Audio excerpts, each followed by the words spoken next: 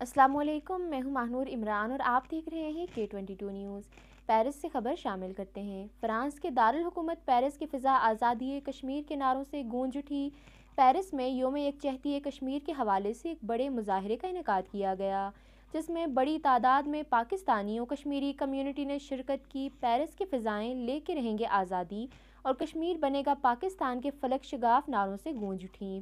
دنیا بھر کی طرح پیرس میں بھی یوم یکجہتی کشمیر کے حوالے سے مظاہرے کا انعقاد کیا گیا، جس میں بڑی تعداد میں پاکستانی و کشمیری کمیونٹی نے شرکت کی۔ احتجاجی مظاہرے کا انعقاد پیرس کے اسٹالن گراڈ چوک میں کیا گیا۔ اس موقع پر مظاہرین نے اپنے ہاتھوں میں کشمیر اور پاکستان کے جھنڈے اور نعروں والے کتبے اٹھا رکھے تھے۔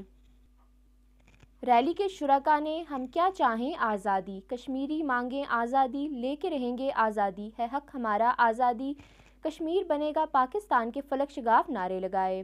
مظاہرے سے آرگنائزر صاحبزادہ عتیق الرحمان، سردار ظہور اقبال، چودھری ماجد چیمہ، نعیم چودھری، مرزا قاسم جرال، یاسر قدیر، عصمت اللہ تارڑ، چودھری یاسر چیچی، مرزا آصف جرال، سلمان اسلم، راجہ علی اصغر، چودھری گلزار لنگڑیال، چودھری اعجاز جٹ، ملک عابد و دیگر نے خطاب کیا۔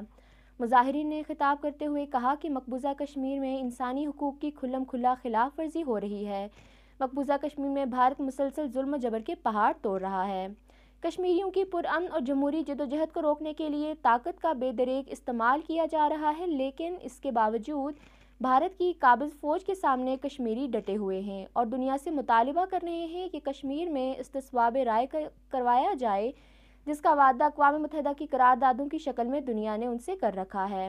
مظاہرے میں سیاسی، سماجی و مذہبی جماعتوں کے نمائندوں نے بھی بھرپور شرکت کی۔